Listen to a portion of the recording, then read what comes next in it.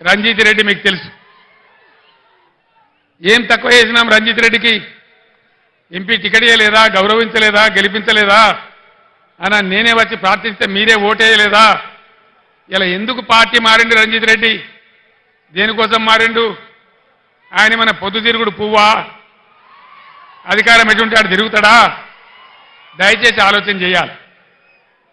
ఈ ఇద్దరు వ్యక్తులు కూడా ఎవరికి తెలిసిన వాళ్ళు కాదు. బీజేపీ తరఫున నిలబడ్డాయినా కానీ ఇలా కాంగ్రెస్కి వెళ్ళి వచ్చాడైనా కానీ ఏ కారణం మీద పోయిండు రంజిత్ రెడ్డి? ఎందుకు పోయిండు? ఎందుకు పోయిండండి? అధికారం కోసమా, పదవుల కోసమా, పైరవీల కోసమా? దయచేసి దానికి మీరే సమాధానం చెప్పాలి. ఈ విధంగా ఉన్న వాళ్లకు ధీటైనటువంటి దెబ్బ మీరు కొట్టాలని చెప్పి నేను మనవి చేస్తా ఉన్నా.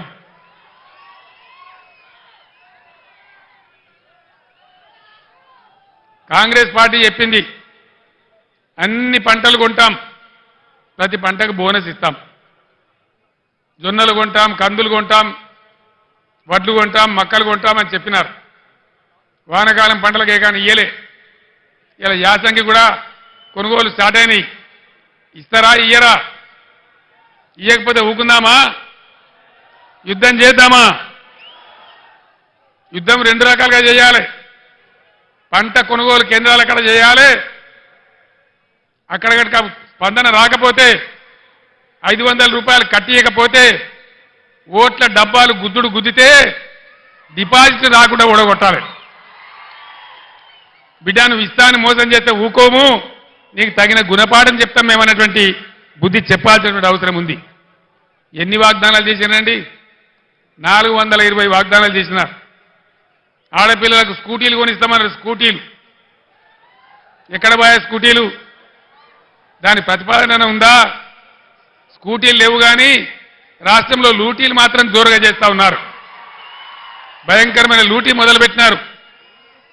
హైదరాబాద్తో సహా కేసీఆర్ గవర్నమెంట్ ఉన్నప్పుడు రంగారెడ్డి జిల్లాలో, మేడ్చల్ జిల్లాలో, మల్కాజిగిరి జిల్లాలో, యావత్తు తెలంగాణ వ్యాప్తంగా భూముల ధరలు ఎట్లా ఉండే, ఇలా భూముల ధరలు ఎక్కడికి పోయినాయి? రియల్ ఎస్టేట్ ఎందుకు ఆగిపోయింది? దీన్ని ఎన్నుకున్న బ్రోకర్ లెవెలు, జోకర్ లెవెలు ఎందుకు బిల్డింగ్ల పర్మిషన్లు ఇస్తలేరు? లక్షల మంది పిల్లలు బతికినటువంటి రియల్ ఎస్టేట్ ఇలా ఎందుకు నాశనం అయింది? ఇట్టే చూసుకుంటూ కూర్చుందామా?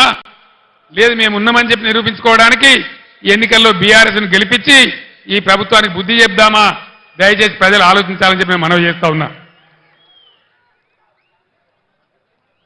ఈ బీజేపీ పార్టీ 10 ఏళ్ల నుంచి అధికారంలో ఉంది. దయచేసి మా ఆడబిడ్డలకు, మా యువకులకు, చేవెళ్ల నియోజకవర్గంలో ఉన్న మేధావులకు నేను దండం పెట్టి చెప్తా ఉన్నా.